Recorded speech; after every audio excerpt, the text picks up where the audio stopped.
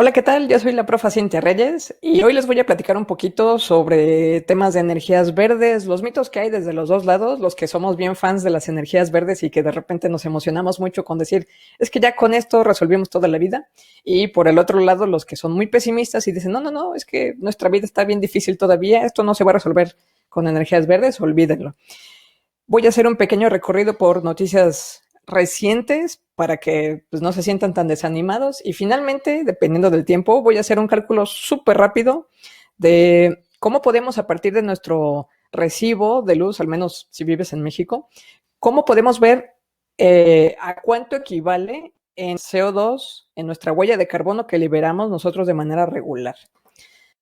Bueno, pues esa soy yo, esas son mis redes, por si gustas, se agradece mucho. Así que pues vamos a hablar un poquito primero de Maxime Bernier. Él es el exministro de Asuntos Exteriores en Canadá y bueno, él en algún momento hizo esta cita porque hay mucha gente que dice, ay no, pues es que el tema eléctrico de energías verdes y todo esto es el gobierno, ¿no? Y él dice, no, no, no, los coches eléctricos no son el gobierno diciendo debemos tener autos eléctricos. Lo que sucede es que el mercado está listo, la gente está lista y entonces tenemos coches eléctricos. Y pues este es uno de los bandos, ¿no? Habemos personas que decimos, pues ya con coches eléctricos y la migración energética todo se va a resolver. Sin embargo, hay que ser críticos y hay que ver que también hay temas que son complicados. Yo me voy a enfocar específicamente, sobre todo, en las baterías. Las baterías no son tan fáciles de reciclar, pero también hay que pensar que toda la materia prima que se utiliza en el proceso de producción puede o no venir de un origen de reuso y reciclaje, y que la energía primigenia, si estamos hablando de un coche eléctrico, es decir, cuando tú tienes que cargar a la corriente este coche, esa corriente eléctrica puede o no venir de un origen verde. Y entonces, pues terminamos otra vez en el problema, ¿no? Si en el país en el que yo vivo las energías no son renovables, probablemente vengan entonces de combustión de fósiles. Y pues si tengo la fortuna de vivir, por ejemplo, en Europa, es muy probable que la energía con la cual yo esté cargando mi coche sí venga de un origen verde. Así que aquí depende mucho del contexto. Pero vamos platicando un poquito más del tema de las baterías. Hay al menos tres tipos principales. Níquel, cobalto, aluminio es uno, hierro, fosfato es otro, níquel, manganeso, cobalto es el tercero. Y pues principalmente la industria se ha enfocado por mucho tiempo en cómo hacer que estas baterías duren lo suficiente, que suficiente energía como para que el vehículo pueda ser autónomo por muchos kilómetros. Normalmente lo que sucede con los vehículos eléctricos es que en la parte inferior, abajo de los asientos, tienen una enorme plancha que es donde realmente va todo este arreglo de celdas. Y bueno, realmente, ¿qué es lo que tenemos en esta plancha? Cada una de esas planchas tiene un montón de módulos. Este es un zoom in de uno de estos módulos. Y dentro de cada módulo hay un montón de baterías. Hagan de cuenta que fuera una pila como las que nosotros utilizamos para nuestros electrodomésticos, ¿no? O eléctricos.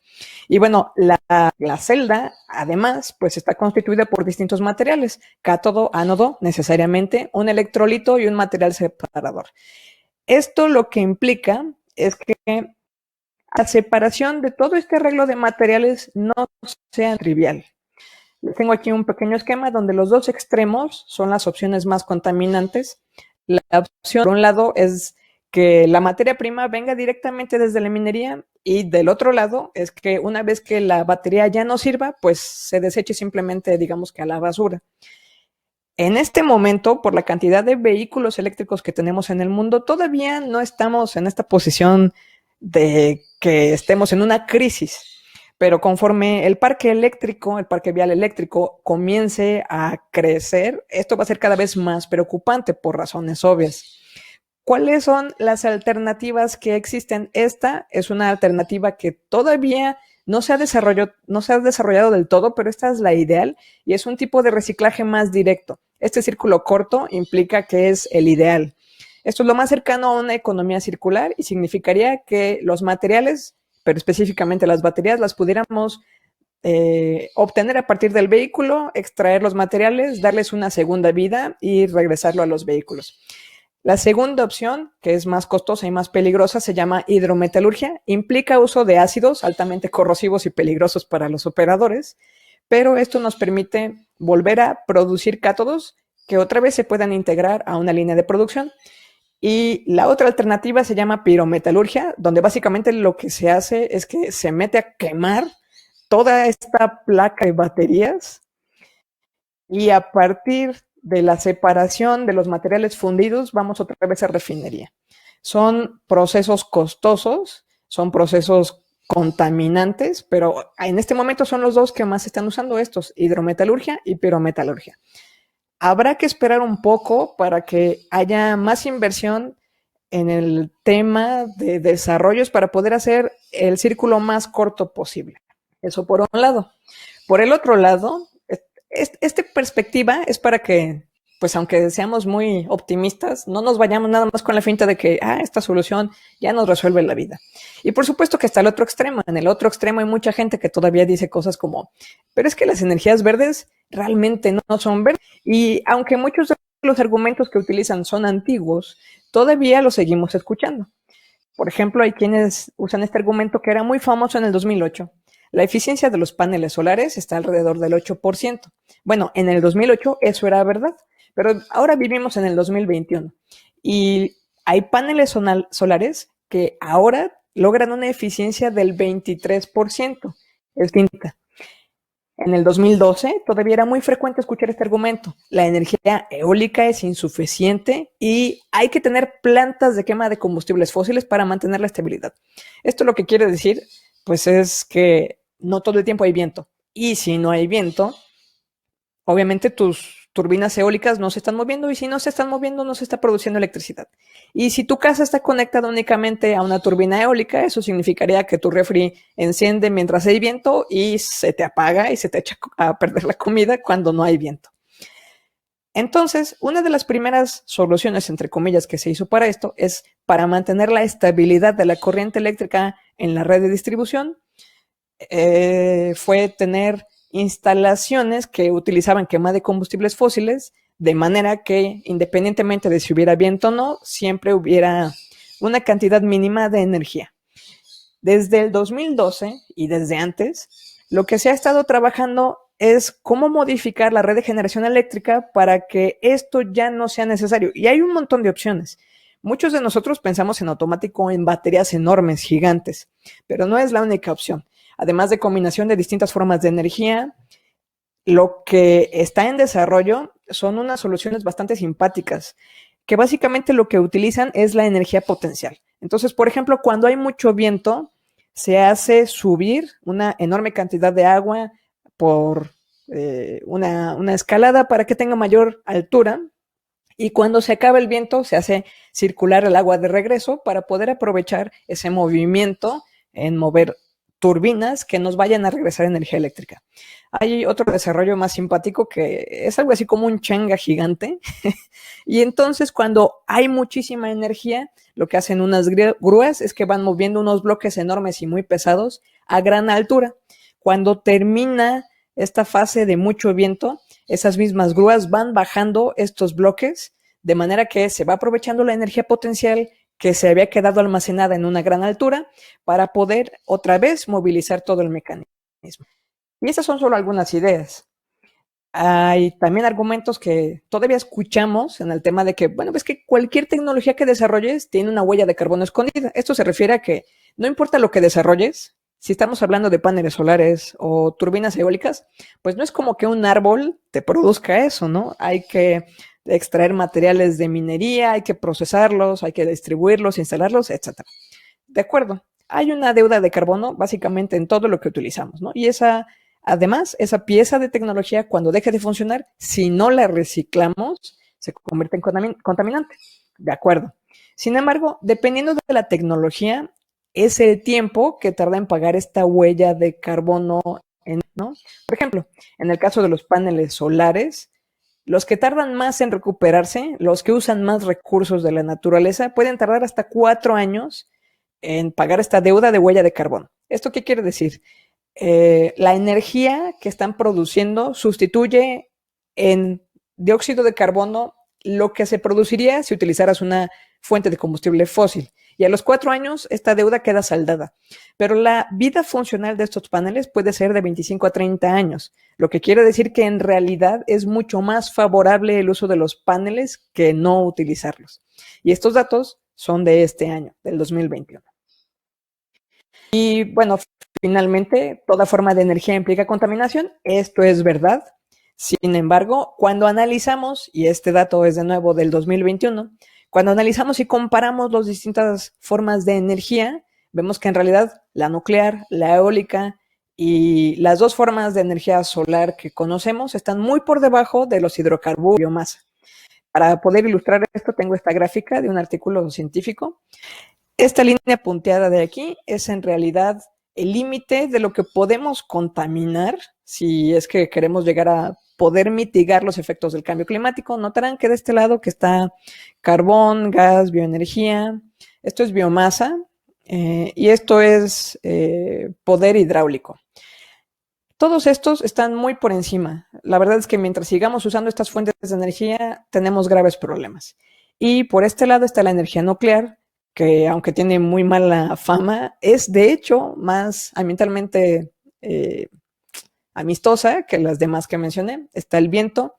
Y estas dos son las formas de energía solar. Esta es paneles fotovoltaicos y esta de aquí se refiere a todos los usos en los cuales, por ejemplo, pones una tubería para calentar directamente el agua que pasa antes de tu tinaco o antes de tu baño para bañarte, o cuando pones una antena parabólica para en el foco justamente poner una olla y cocinar.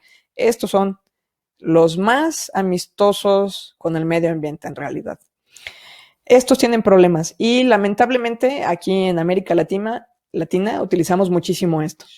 Además notarán que tienen una leyenda aquí, este carbón y este gas. CCS significa que no se libera al aire libre el hollín y los contaminantes, sino que en realidad todos estos rastros en el viento se colectan y se entierran. Y esto no necesariamente ocurre aquí en México, desafortunadamente. O sea que la huella de carbono aquí en México de estos dos es todavía peor. Así que, pues sí, todas las formas de producción de energía son contaminantes, pero de este lado estamos todavía en el lado razonable o sea.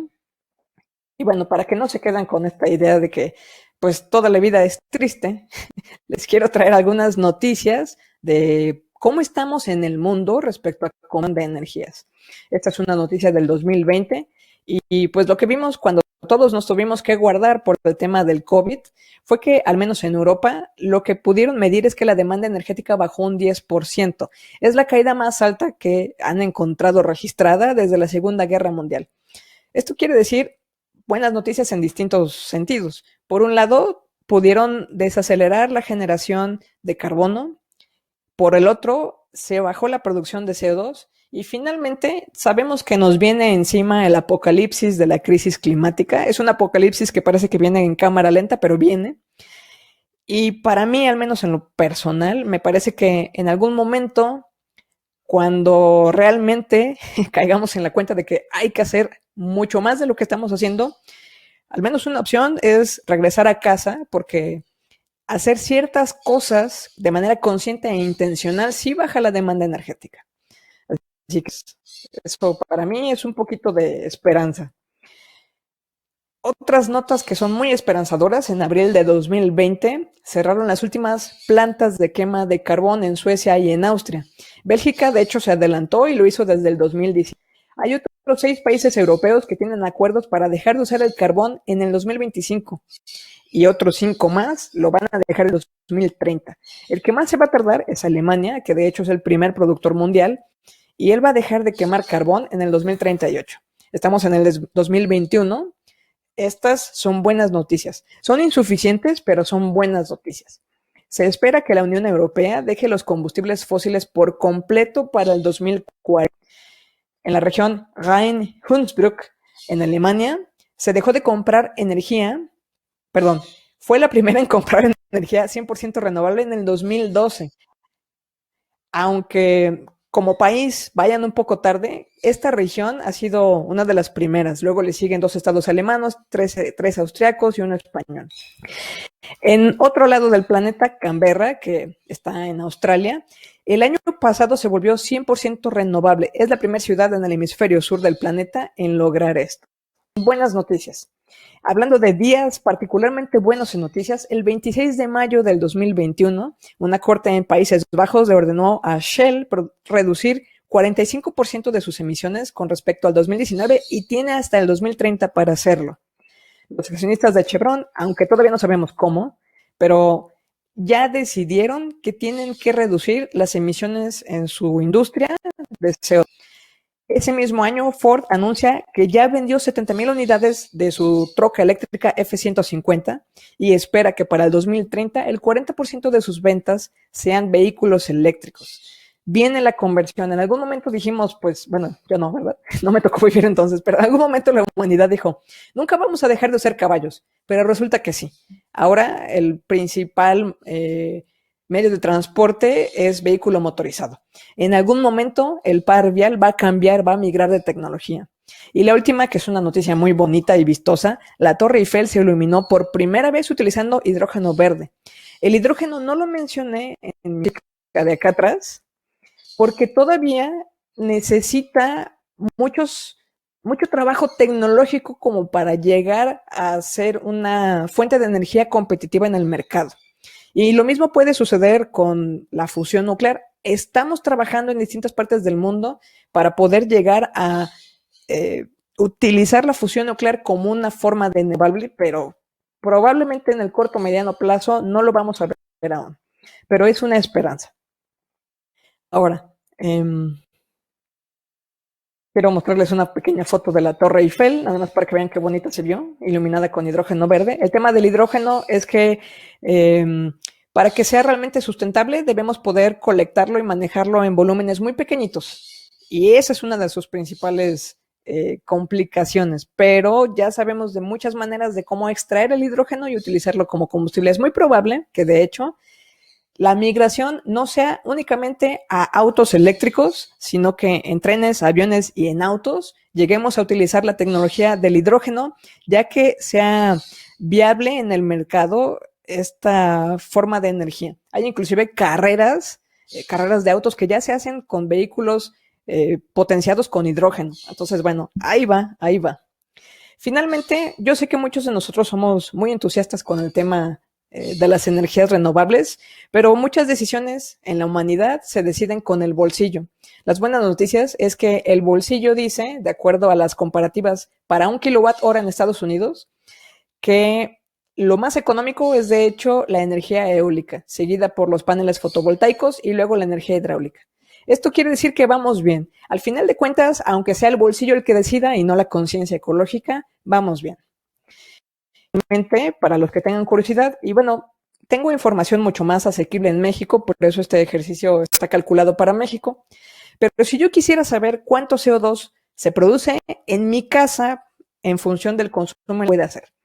Este es un caso de cálculo súper práctico que todo el mundo puede replicar, por eso lo traigo. En tu recibo de la Comisión Federal va a haber una zona en la que te van a decir cuántos kilowatts hora consumiste en tu bimestre. En este caso son 237 y te va a decir cuánto tienes que pagar. Este es en el segmento más bajo de energía, dependiendo de en qué escalón caigas, es lo que te cuesta el kilowatt hora. Pero bueno, este es de la gente que no gasta mucho, es una casa de 2 personas. Son 237 kilowatts hora. ¿Qué vamos a hacer con esa información? Bueno, por un lado, ok, esos son los kilowatts horas que consumo, pero yo necesito una forma de convertir esta información al equivalente en CO2. Necesito este factor de... Afortunadamente la Semarnat sí nos publica cada cierto tiempo este factor de conversión. Este es el dato del 16 de abril.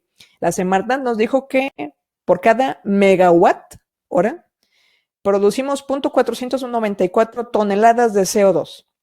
Para que cuadren las unidades, pueda hacer yo la conversión con kilowatts. Nada más hay que dividir entre 1000 los megawatts. Y entonces podemos decir que se generan 0.00494 toneladas de CO2 por cada kilowatt hora. Hago entonces mi multiplicación y Esto significa que en un bimestre, en la casa de Carlos, que es la persona de la cual tomé este recibo, se producen 0.117 toneladas de CO2. Las toneladas no son tan concretas, así que los convertimos a kilogramos. Son 117 kilogramos de CO2 bimestral. Yo peso menos de 50 kilos, así que es algo así como 2 Cintias y un poquito más al bimestre de puro CO2. En un año, suponiendo que todos los bimestres sean iguales, en la casa de Carlos se generarían 702.5 kilogramos de CO2. Esto es mucho, esto es poco. Ok, vamos a analizarlo con respecto a qué es lo que un árbol puede absorber. Un árbol maduro, adulto, grande, frondoso, puede absorber 21 kilogramos de CO2 al año. Traducción. En la casa de Carlos, donde saqué el recibo, hay que plantar y cuidar hasta que sean adultos 33 árboles para neutralizar las emisiones de consumo eléctrico, solo de consumo eléctrico, en un año. No sé cuántos arbolitos planten y cuiden ustedes en un año, pero por lo menos en este ejemplo que les estoy mostrando se necesitarían 33. Y ya se me fue la presentación, pero ya había acabado de todos modos.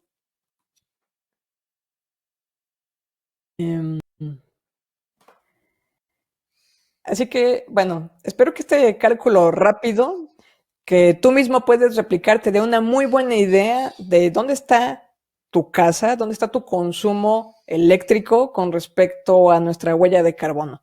Al final de cuentas, este consumo eléctrico está referido con respecto a México. Lo que la Semarnat nos reporta con respecto a la forma en que se produce la energía eléctrica aquí en México. No en todos los países se produce de la misma manera. Si en lugar de estar en el extremo de las formas de generación de energía más contaminantes, carbón, gas natural, las represas de agua, estuviéramos del lado de las energías renovables, no tendríamos esta obligación moral de plantar cada año 33 arbolitos para contrarrestar esta huella de carbono que estamos generando. Así que, pues por un lado, espero que esto sea un mensaje respecto a lo que nosotros como ciudadanos deberíamos exigir en cambio de políticas públicas, y por el otro, que para ti sea muy claro también cómo vas con respecto a la perspectiva y el contexto de nuestra crisis climática. Una vez más, soy Cintia Reyes y espero que mi presentación te haya sido útil. Ojalá y tengas la oportunidad de seguirme en las redes sociales. Si tienes dudas, comentarios, me quieres sugerir algún documental sobre esto para analizarlo. Si quieres que veamos algún tema en particular, déjame mensajes en alguna de mis redes sociales para verlo con calma. Buen día. Este verano quiero una promo fregoncísima. XU Plus, internet y telefonía fija no pueden faltar. Que Megacable te invite los 3 primeros meses de tu cuenta Amazon Prime. Y 3 meses de tu línea Megamóvil 100% gratis. Y métele más megas de regalo. No será mucho. Promo Mega Verano. Contrata ahora. ¿Eres de los que no se conforman? Sígueme. Para chatear, navegar, escuchar tus rolas y ver todo lo que quieras. Sígueme si quieres tener cobertura en cualquier lugar. Y claro, si quieres todos tus servicios juntos. Sígueme si lo que buscas es pagar menos. Súmate a Megamóvil, donde cada vez somos más. En la era digital en la que nos encontramos, capacitarse es imprescindible. Los empleos de hoy y del futuro requerirán habilidades y competencias distintas a las actuales. Así surge la Plataforma Abierta de Innovación y Desarrollo de Jalisco, PLAI, como un espacio físico y virtual para aprender conocimientos y competencias de la era digital. Conectar personas, empresas, proyectos e ideas. Y fomentar la innovación y el emprendimiento para contribuir a la competitividad de Jalisco. Aprender, conectar, innovar. Plataforma Abierta de Innovación. PLAI. www.plai.mx.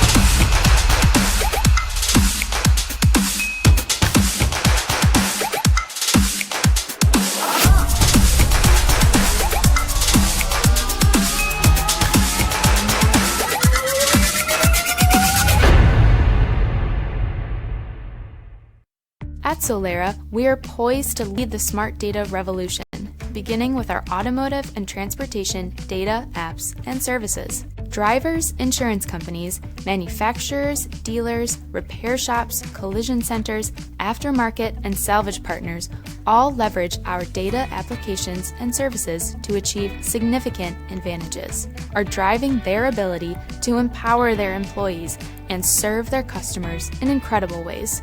Today, we are a worldwide operation who handle 300 million secure digital transactions each year for nearly 250,000 customers in 90 countries for the automotive industry. The power of smart data services to revolutionize transportation is only the beginning at Solera, and this is where you come in.